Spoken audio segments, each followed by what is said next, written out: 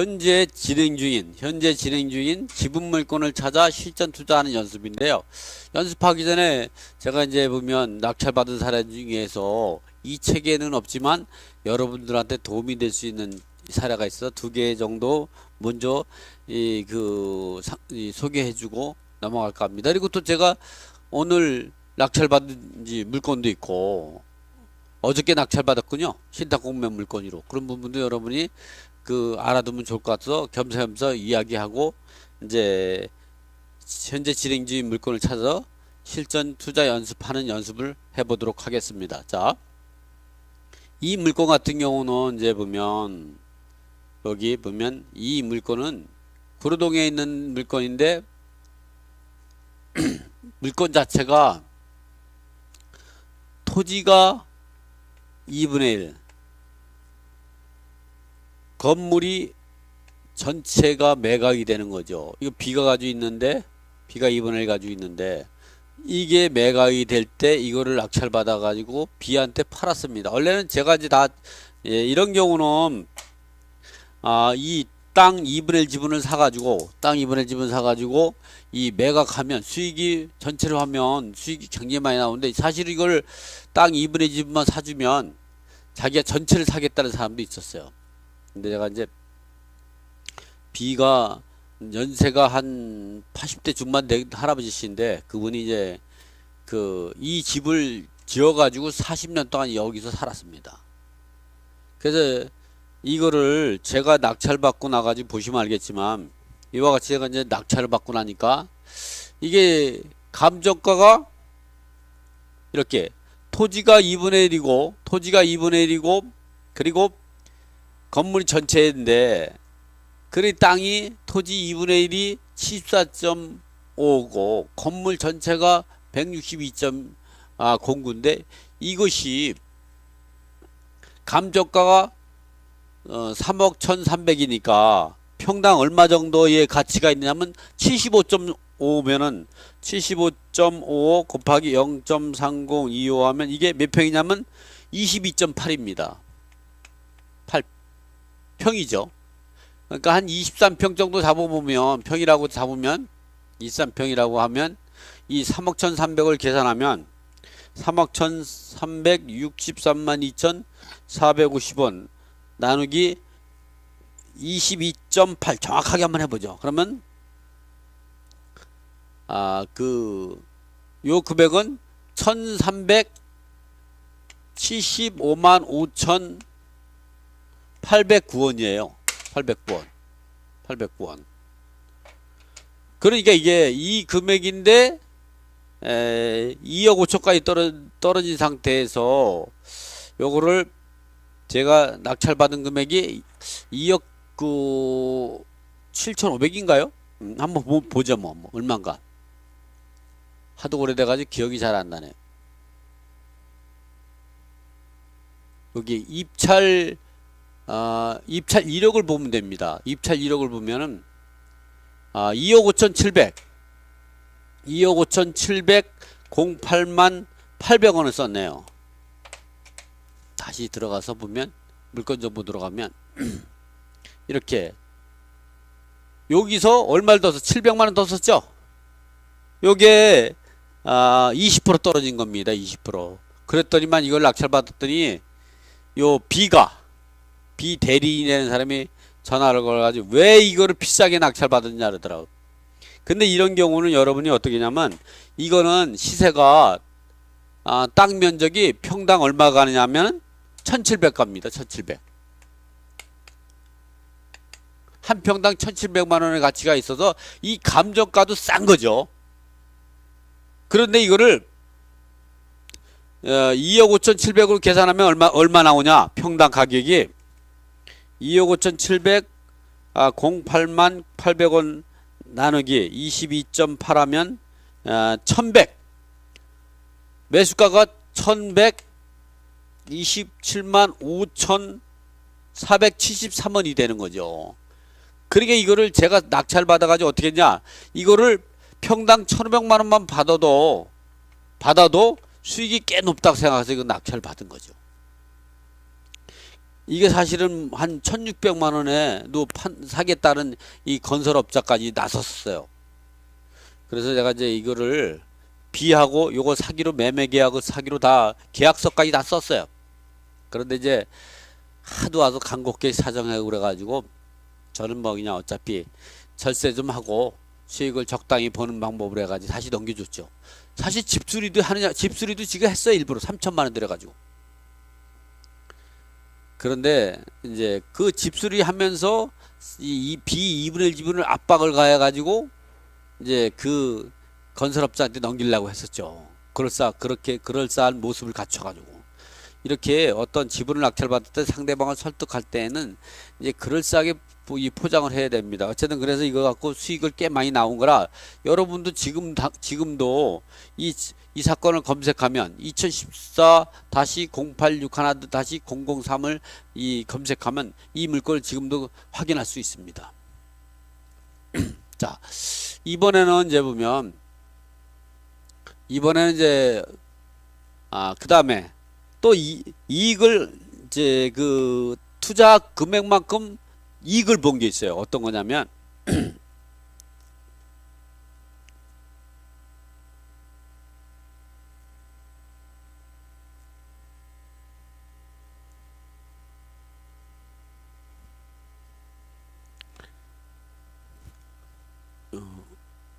(2014) 다시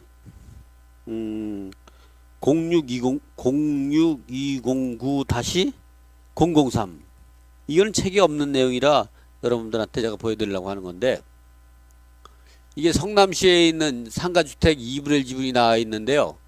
이 물건입니다. 이 물건. 이게 위치가 어디 있느냐 하면 요건 제가 지우고요.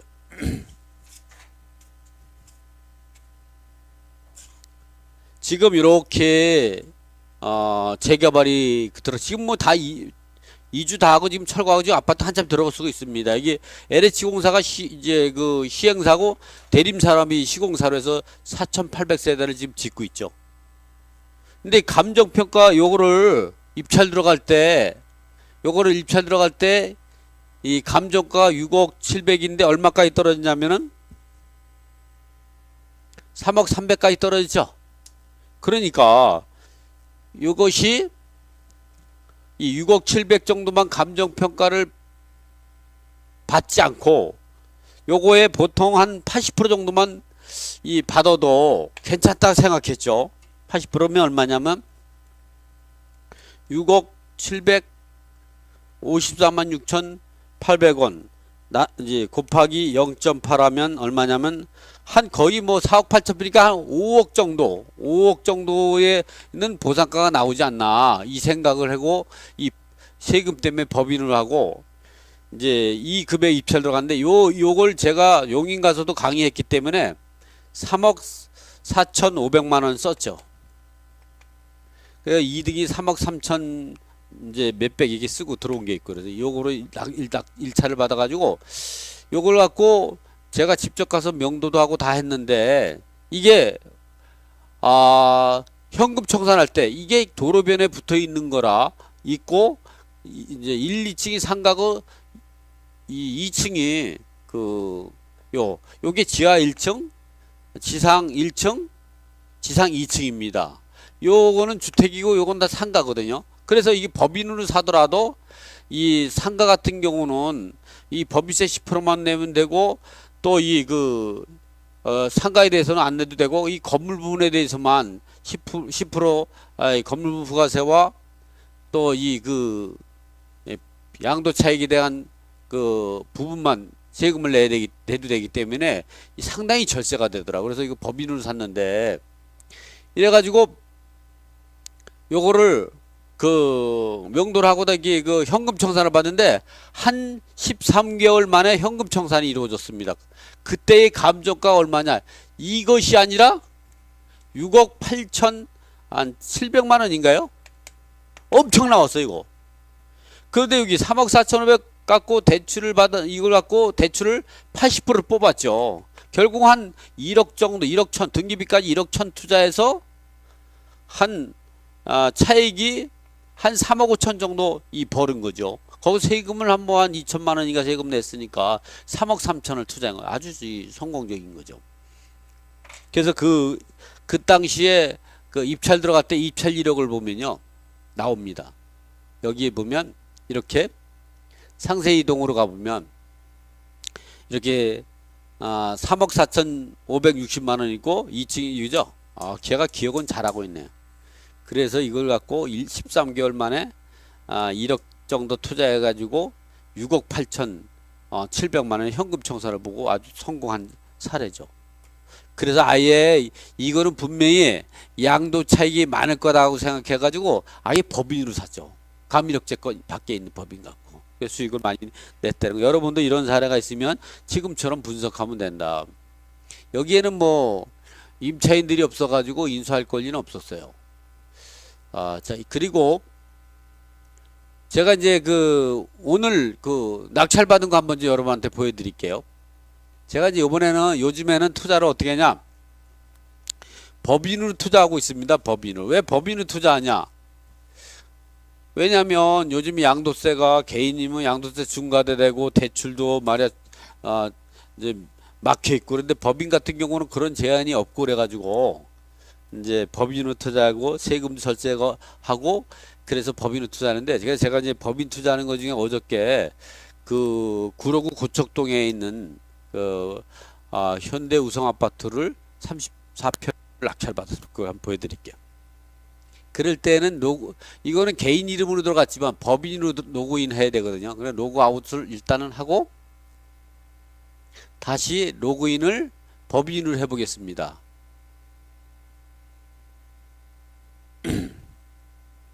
이 체험모닝이 제 투자 법인입니다.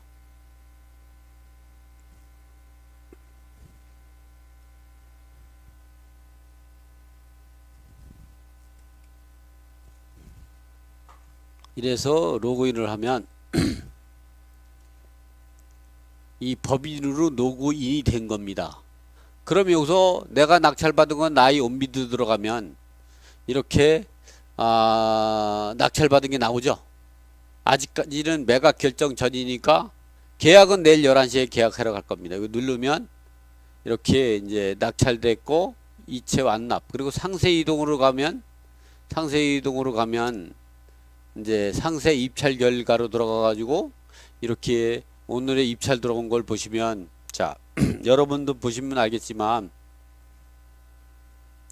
이게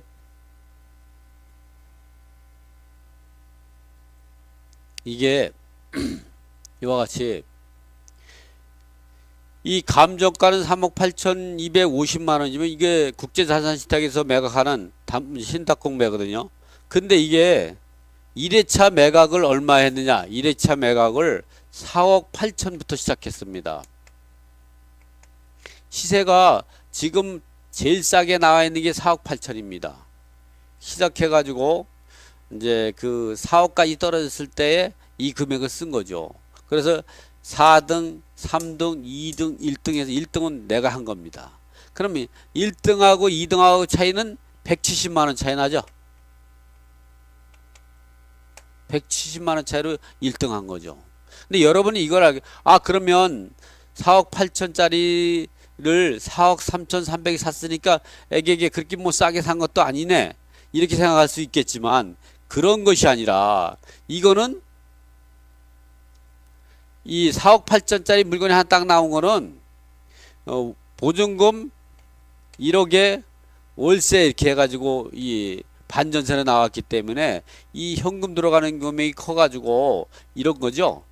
이제 지금의 이제 매물 나왔는데 아직 등록 못했던 걸 보면 5억에서 5억 3천 사이에 이렇게 하게 되는데, 제가 보기로는 5억 이제 조만간에 2, 3개월 내에 바로 5억은 이제 달성할 것이고, 또 주변에 이제 구로구 고척동에 보면 이 구치소가 있습니다. 이전했거든요. 거기에 이제 대단히 이제 주상복 값도 들어오고 그러다 보면 그 넓은 지역에 오르다 보면 그 주변이 이 천지개벽하죠.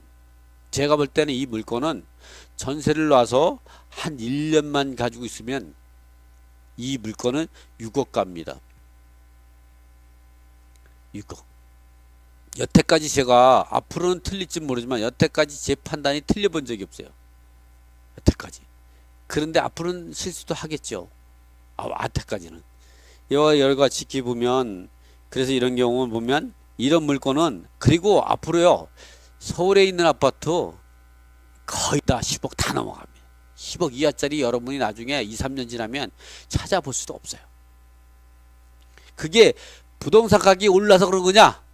부동산 가격이 오르는 게 아니고 물가가 그만큼 오르고 그만큼 화폐 가치가 떨어지는 겁니다. 그래서 10년 전에 1억짜리가 지금 10억이 됐다고 해서 좋아할 거 하나도 없어요. 다 오르는 거, 함께 오르는데 뭐. 근데 현금 재산을 가지고 있고 내 집이 없는 사람한테는 상대적으로 박탈감을 갖겠죠. 어쨌든 이렇게 해가지고 이런 물건은 사서 충분히 5억에 팔 수 있습니다. 그래서 이거를 세금을 절세하기 위해서 법인으로 샀죠. 여러분이 봤듯이. 여러분도 이렇게 투자하면 됩니다. 자, 오늘은 이제 보면 그러면 지분을 나왔을 때 권리 분석을 어떻게 하면 되는가 이 부분을 갖고 한번 제가 이제 구독선을 사이트를 이렇게 옮겨 놓고 제가 이제 한번 여러분에게 분석을 이제 해보죠. 요거는 이제 아웃시키고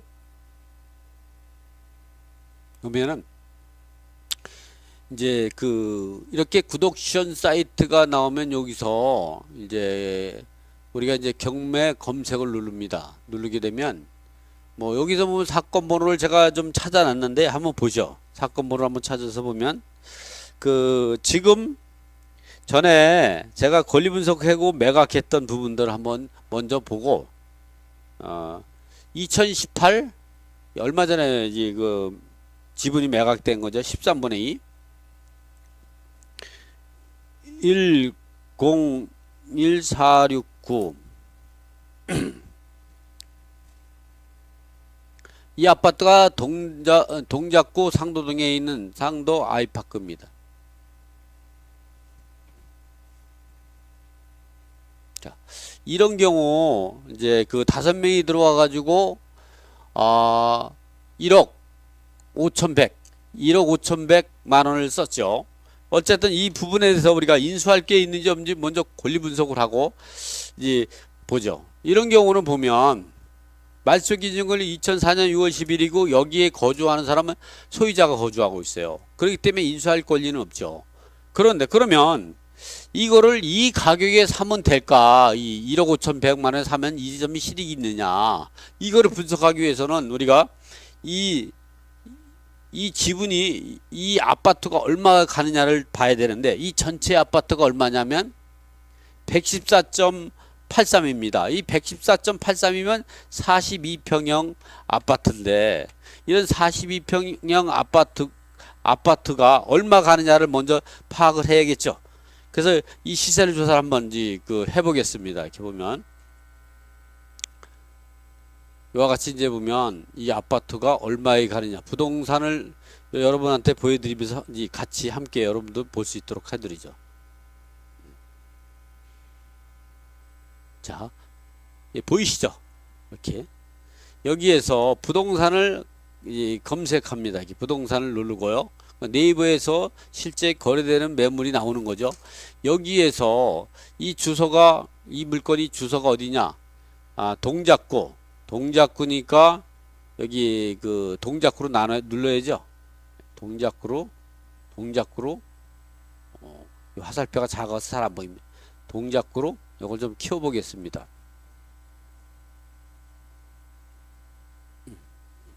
작으니까 글씨가 잘 안 보여서 요거를 동작구로 누르고 동작구가 나오죠. 이 동작구가 이 검색이 됐습니다. 그 다음에 동은 어디냐면 상도동을 한번 보겠습니다.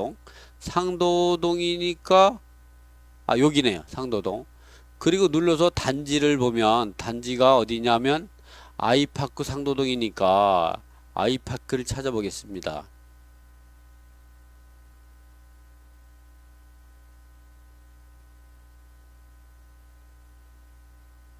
빨리 찾는 것보다 천천히 정확하게 찾는 게 중요하죠.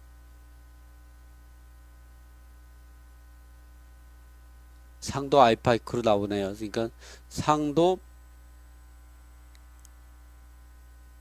파크자이, 상도 베리스, 상도 아이파크,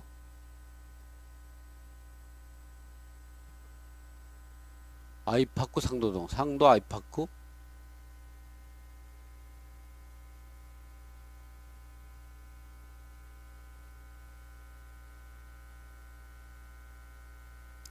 제가 좀 멀리 있어서 상도 아이파크 여기 있네요.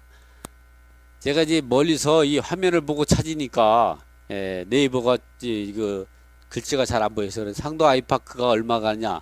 그리고 찾을 때는 반드시 이게 주소가 일치하는지를 꼭 봐야 됩니다. 왜냐면 하도 비슷비슷한 아파트들만 상도동 416이니까 여기 보면 상도동 416하고 일치하니까는 여러분 보면 여기서 보면 여러분도 보시면 이렇게 상도동 416하기 번지가 일치하는 아이파크 상도동이죠.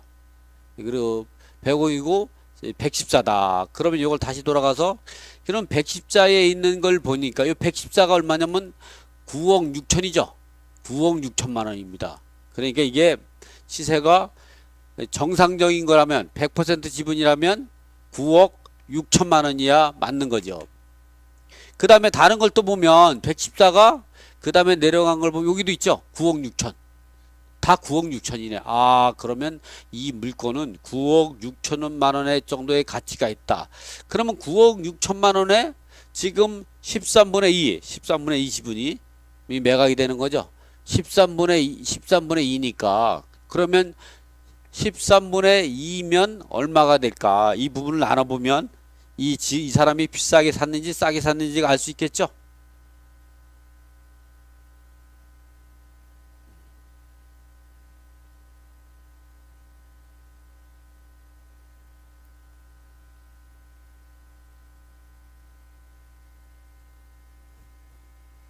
살 수가 있는 겁니다.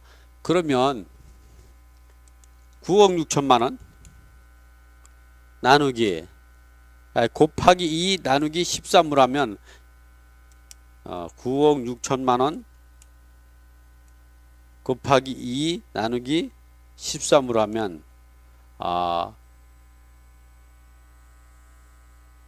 1억 4,769만 2,307원이 나오네요. 다시 한번 계산해 볼게요. 9억 6천만 원을 곱하기 2 나누기 13으로 하면 1억 4천입니다. 그런데 이 사람은 얼마 낙찰받았어요? 1억 5천100에 낙찰받았죠? 이거를 보면 이 사람은 요 차순이 1억 3,155만 5,500 1억 1,355만 5천 원을 쓴 사람이 제대로 분석하고 쓴 거네요. 이렇게. 근데 여러분이 생각할 때 생각을 우리가 또 한번 해볼 게 있습니다. 뭐냐면 그러면 이 사람이 이걸 잘못했느냐? 여러분이 생각할 때는 이 사람이 입찰을 잘못했다고 생각하면 또 그것도 정답이 아닙니다. 왜 그러냐? 어차피 요거를 1억 5천에 썼다고 하더라도 나중에 공인물 분할 소송에서 이 살 수 있는 금액은 어떻게 냐면 결국은 1억 1,200이 기준이 되는 거예요. 감정가가. 또 하나 뭐냐면 어차피 이거는 협의해서 이 지분을 살 수밖에 없어요. 다른 거의 지금 13분의 11을 가지고 있는 사람들이 살 수밖에 없죠.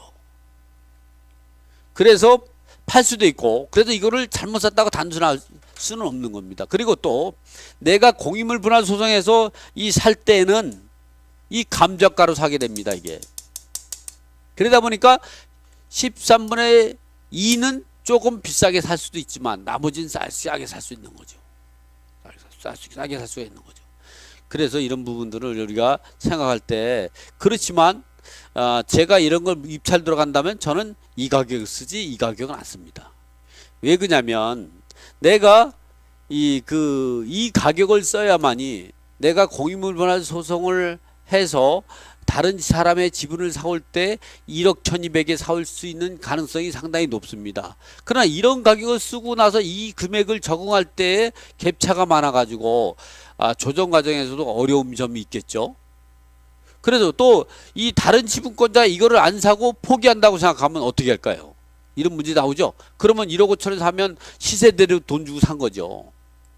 그래서 아무래도 내가 이걸 낙찰받은 사람 이용렬 씨에 대해서 내가 잘 모르지만 이 부분은 아무래도 이 계산을 좀 잘못한 거 아닌가.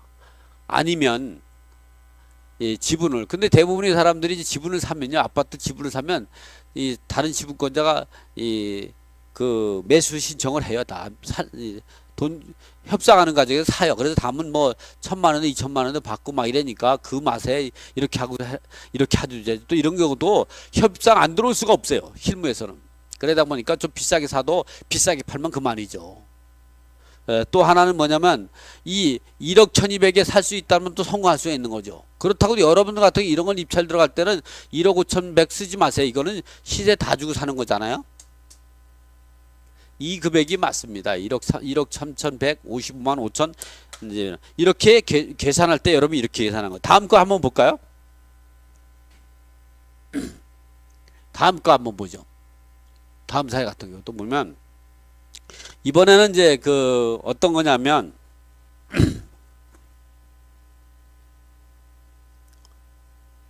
2018 최근에 매각된 겁니다. 2018 2858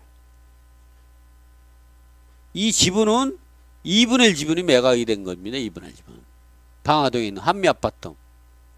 그럼 지금 이 2분의 1 지분을 권리 분석을 어떻게 해야 되는가? 이 부분을 먼저 보죠.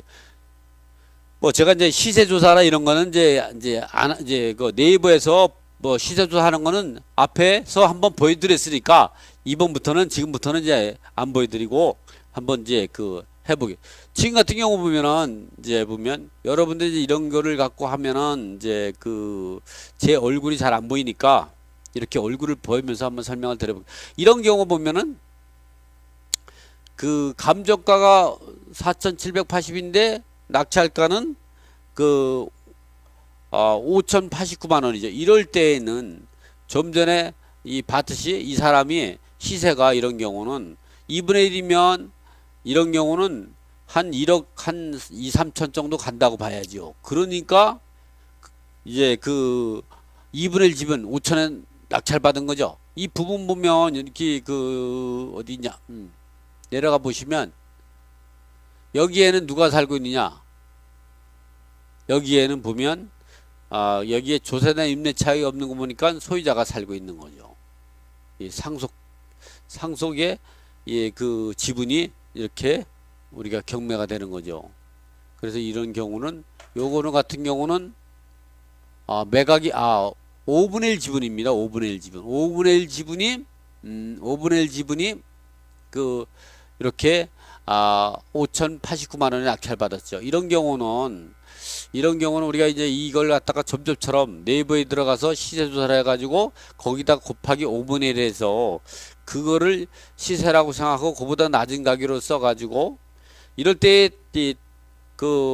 탈출 방법은 두 가지가 있겠죠. 하나는 내가 이제 다른 사람 거를 다른 지분을 사는 방법도 있고 내 지분을 다른 사람이 파는 경우가 있는데 우리가 이럴 때 가장 중요한 건 뭐냐면 이런 감정가입니다. 이 감정가가 시세보다 이게 높다 그러면 감정가가 시세보다 높다 그러면 매도 전략을 가야죠. 내 지분을 파는 게 유리하죠. 그러나 이 감정가가 시세보다 낮다 그러면 시세가 월등하다 이랬을 때에는 매수 전략을 가야 됩니다. 매수 전략. 다른 지분권자를 내가 사야 되는 거죠. 항상 우리가 공인물 분석하면 적정하고 합리적인 가격의 기준점은 이 감정가가 될 수밖에 없어요. 그 감정가가 시세보다 낮다 그러면 내 지분을 상대방한테 공인물 분석에서 조정 갈처에 상대방이 산다 그러면 내 지분을 싸게 팔 수밖에 없는 거죠. 그러나 감정가가 시세보다 낮다 그러면 내가 낙찰받은 지분을 바탕으로 해서 공유물 소상해서 다른 지분을 내가 사는 것이 전체 지분을 싸게 살 수 있는 거죠. 그래서 돈, 아까 같이 제가 처음에 보여드렸던 다가구 주택 같은 경우도 이 토지 2분의 1, 건물 전체 같은 경우도 나머지 땅 2분의 1 지분을 내가 그 매수할 때 여러분 같은 경우는 그런 경우가 생긴다 그러면 이렇게 보면 A가 2분의 1이고 B가 2분의 1이다. 근데 건물이 A 거 전부다 했을 때는 요거를 낙찰받으면 이 사람이 법정이 사건 없으므로 건물 철거성 들어가면 어떻게 하냐? 이런 경우 법정이 사건 성립이 안 될 가능성이 상당히 높죠. 이렇게 하면 어떻게 하냐? 이런 걸 걱정하는 사람들이 있더라고. 그런 여러분이 낙찰받고 나서 이게 공유물 분할 소송을 먼저 하세요. 그리고 이 감정가를 사면 되죠. 그럼 싸게 샀어요. 그럼 전체가 내 거가 되는 거죠. 이래서 아까 1,700만 원에 팔아버리면 수익이 몇 억을 돈을 버는 거죠. 이렇게 우리가 지분을 투자하고 특수물권 한다는 건 돈을 벌기 위해서 하는 거지. 이게 뭐 아까 같은 경우도 뭐 성남에 있는 이 상가주택 같은 것도 1억 투자해서 3억 5천 버는 거 봤잖아요. 얼마든지 가능한 거예요. 뭐 은행 대출 받은 거야. 뭐 우리 현금 들어간 건 아니니까. 은행 대출 들어갔다도 3억 5천에 사가지고 뭐 6억 8천이면 200% 장사한 거 아니에요? 자,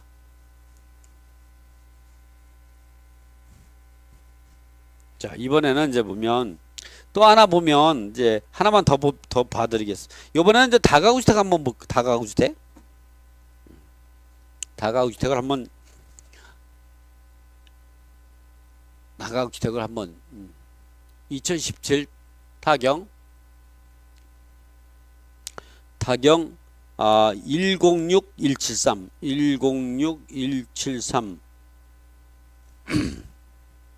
여기를 보면 이거는 구로동에 있는 건데요.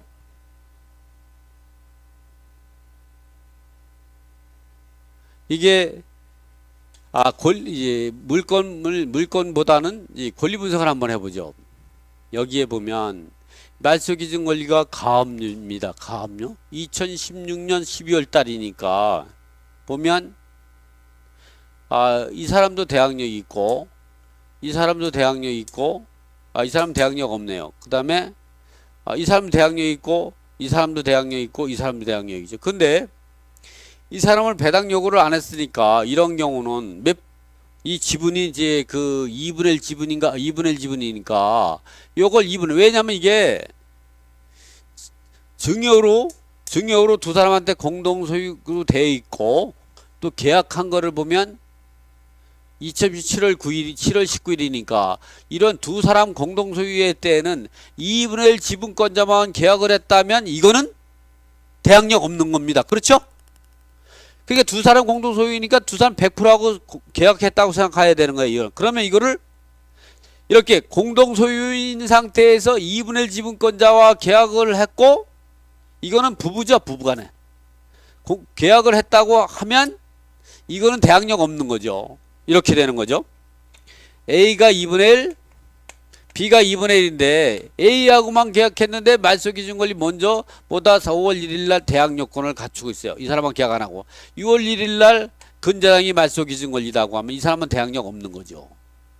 왜냐면 51% 지분을 하고 과반수 이상의 지분권자와 계약해야만이 주택임대차법에서 대항력이 인정이 되는 거기 때문에 이런 대항력이 없어 인수하지 않기 때문에 결국은 이거는 보면 보수적으로 판단해도 100% 두 사람하고 공동 계약했다면 여기서 인수할 금액은 얼마냐?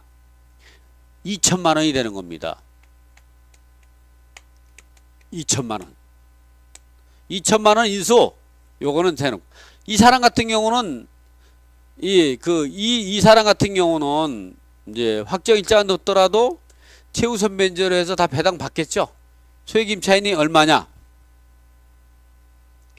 이 배당 시정부로 하니까 주택가액의 2분의 1 범위 내에서 지금 같은 경우는 이게 배당 시점이 언제냐?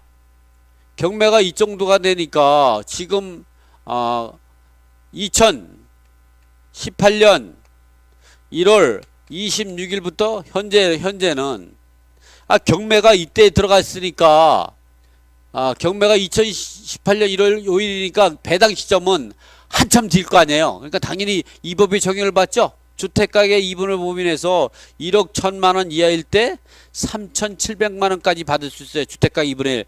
당연히 금액이 뭐 3억이니까 이 사람은 최우선면에 다 받는 거예요. 그리고 이 사람은 이제 배당 요구를 안 했으니까 요거 2분의 1. 1억 1,750만 원.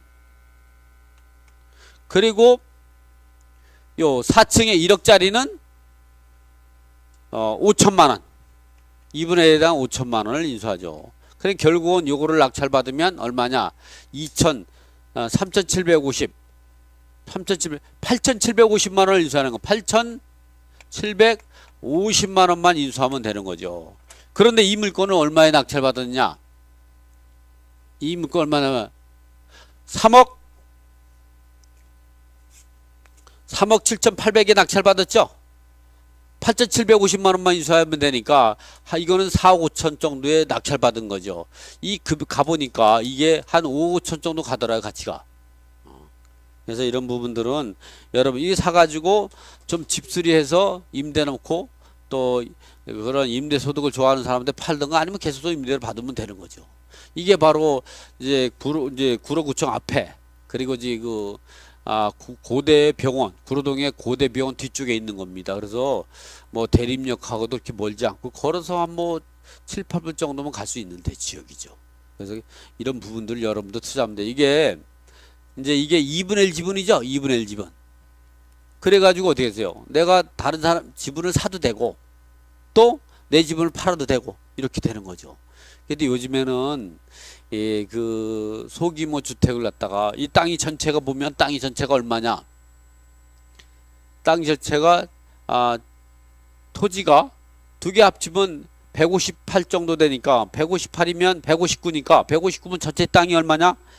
159 곱하기 0.3025 하면 전체 땅이 48평이거든요. 이렇게 소규모 땅을 사가지고 원룸이라든가 다가구주택 또 다세대 또 옆에까지 사가지고 하려는 사람이 너무 많아가지고요. 이런 다가구주택 같은 땅 같은 경우는 이 작은 땅들 이 가치가 상당히 올라가고 있어요. 그러니까 여러분들이 아파트 지분만 하지 말고 이런 다가구주택 같은 것도 한번 찾아볼 필요가 있는 거죠. 자, 이번에는 지금 진행되고 있는 한번 물건에서 한번 보자고요. 그러면 이렇게 여러분이 찾을 때 어떻게 하면 이렇게 서울시에 가지고 놓고 뭐 여기다가 지분을 물건을 이렇게 한번 설정을 합니다. 이렇게 물건을 놓고 그래 여기는 이제 아까 전체로 놔야죠. 지우고 이렇게 해서 이제 검색을 누르면 이건 좀 전에 사건 번호를 입력했기 때문에 이 기록이 남아가지고 그대로 하면 안 나오기 때문에 이걸 지우고 이 상태에서 전체 보기를 누르고 검색을 하면 현재 거래되고 있는 지분을 보죠. 그래서 제가 이제 보면 이제 쭉 내려고 보면 보면 여러분들은 뭐 이 아파트를 좋아하실 것 같으니까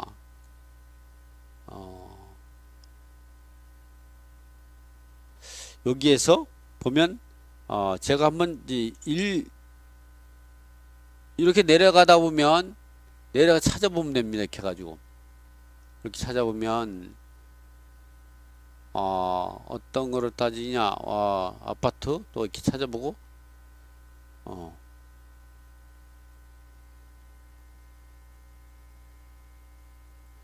앞에 다시 가볼까요?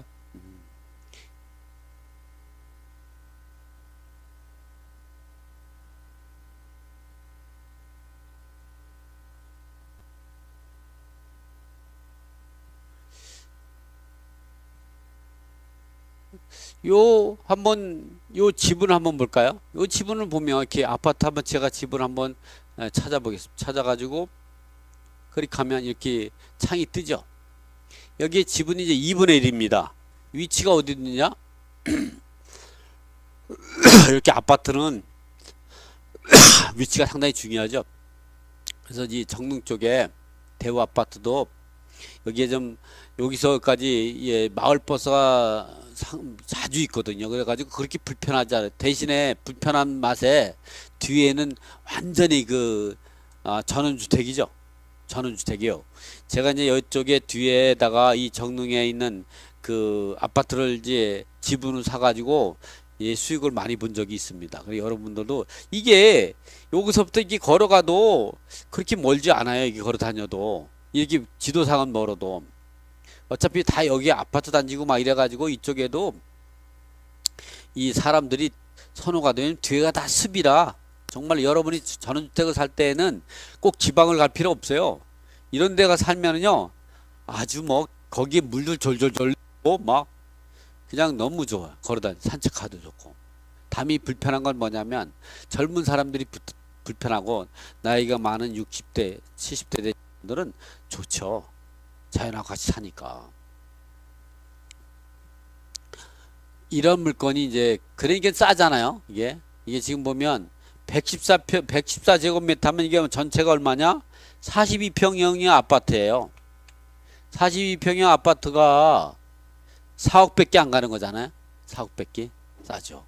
그러다 보니까 이런 물건이 나왔을 때 요거를 시세 조사를 정확할 필요가 있죠. 그래서 네이버에 들어가서 부동산 실제 거래되는 가격을 요거는 제가 한 번 더 아니 여러분한테 한 번 더 보여드리죠. 이게 서울시 그리고 성북구네요. 성북구. 그 다음에 동이 어디냐? 정릉동.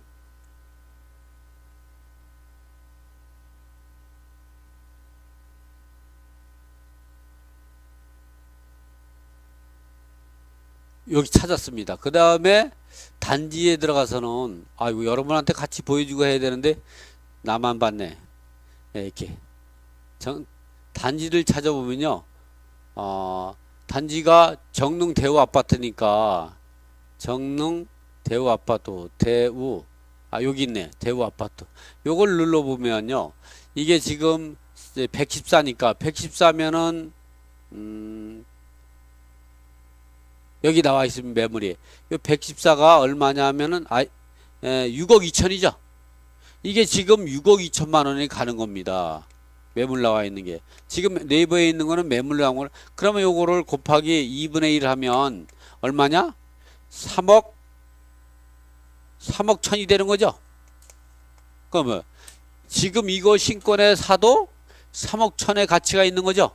그러면 저거 2분의 1 지분 사가지고 얼마를 1억을 벌 수 있는 거죠. 그럼 요걸 샀을 때 인수할 권리는 있느냐 없느냐 이걸 한번 볼게요. 여기에는 이 내역이 없죠. 이건 왜 내역이 없느냐? 여기에 대한 공매재산 명세라든가 이런 조사는 1000메가길 일주일 전부터 나오기 때문에 지금은 기간이 좀 한 2주 정도 남아 있죠. 그렇기 때문에 아직 안 나온 겁니다. 한 일주일만 지나면 나오죠. 어쨌든 이 물건은 이 소유자가 거주하는 신한은행이 2억 4천까지 대출했으면 이거는 소유자 거주하는 거죠. 이 배상민과 최소 이런 건 바로 등기부를 한번 보죠. 이 사람들이 주소가 어떻게 돼 있는가. 등기부를 보면 소유자가 주소를 보면 누가 사는지 전입세율만 띄워보지 않아도 나옵니다.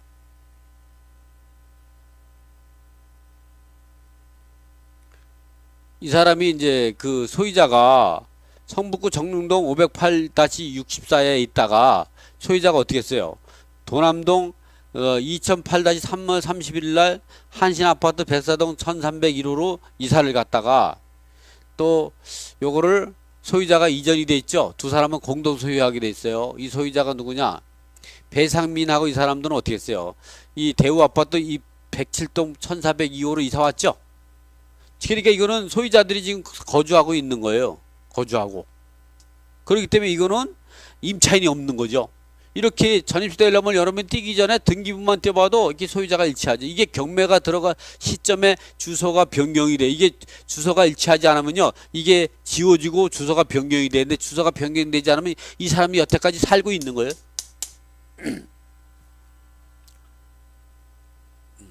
자, 이렇게 여러분한테만 이렇게 등기부를 보니까 주소가 이렇게 지분 경매에 나온 물건에 두 부부가 살고 있는 거죠. 그래서 이럴 때는 배상민 씨가 남편이 55년생이고 최성수 씨는 56년생입니다. 이거는 지분 경매로 낙찰 받으면 시세보다 1억을 싸게 살 수 있고 인수할 권리는 없게 되는 거죠. 지금처럼 이렇게 권리 분석을 하면 됩니다. 왜? 시세가 지금 네이버에서 6억 2천인데 42평인데 당연히 이 정도 가지 않겠어요? 여러분 한번 가보세요. 생각보다 여기가 살만합니다. 여기가 여러분이 살만하죠. 이렇게.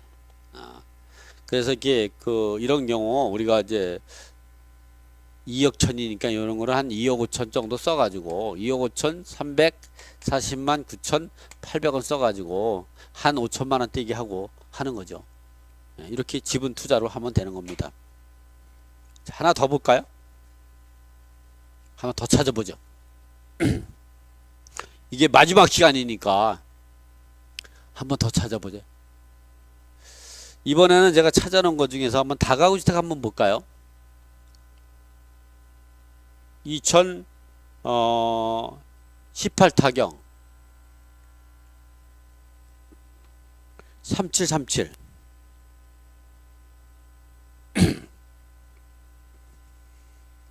이렇게 하면 마포 합정동의 다가구 주택인데요. 여기도 바로 한강 주변이 있기 때문에 사실은 전원주택 찾으면 이렇게 한강변 이렇게 사는 게 좋습니다. 이게 금액도 뭐 그렇게 크지 않죠. 이게 전체 이 땅이 얼마냐? 토지가 전체 이 땅이 109제곱미터입니다. 109제곱미터 한 30평 정도 되죠. 다가구주택이 원래 이 30평, 30평대 다 올라가 있습니다. 이렇게 보면 109 곱하기 0.3025 하면 이게 몇 평이냐? 전체가 33.97 32.97이 되니까 그냥 편하게 33평형이라고 따지면 계산하기 좋게 33평에 곱하기 2분의 1이면 얼마냐? 16.5평이 되는 거죠. 이 16.5평이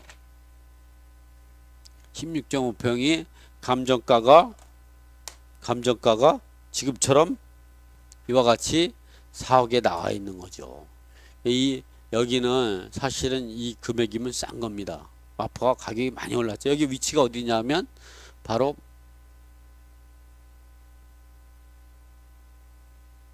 여러분이 좋아하는 한강변이죠. 여기에 있는 거죠. 여기가 양화대교 이쪽에 선유로 오시는 양화대교 밑에 여기에 있는 거죠. 그래서 이쪽에 아파트들이 많이 올랐죠. 그래서 이런데 그럼 요거를 사면 인수할 게 있느냐 없느냐 봤을 때는 이렇게 말소기준권리가 2002년 2월 19일 근저당 서부농협에 3,900인제. 근데 이럴 때에는 채권이 없을 수도 있습니다. 이런 거는.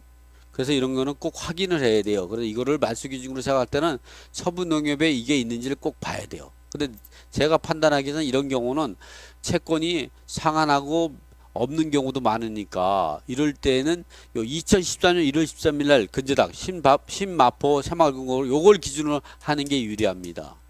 요거를 기준으로 해보니까 이 임차인들 같은 경우는 2014년 1월 13일이니까 이 사람은 대항력이 없고요.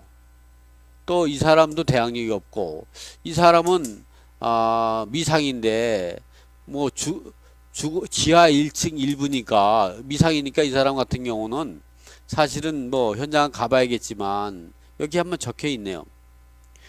2층 거주는 소유자의 모가 살고 있고 2층 거주 우동녀 뭐 이렇게 나오고 소유자 2층은 뭐 아들 이혜영 1층은 딸 살고 있고 이렇게 다 가족들이 살고 있으면 이런 거를 낙찰 받으면 서로 짝짝꿍이 돼서 합의가 잘 되는 거죠.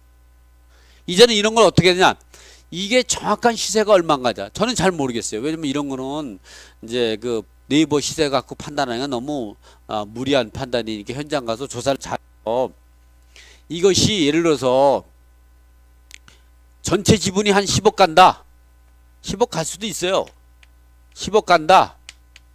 그럼 2분의 1이면 5억이 되는 거죠? 그러면 1억 정도 시세 차익을 볼 수 있는 거죠.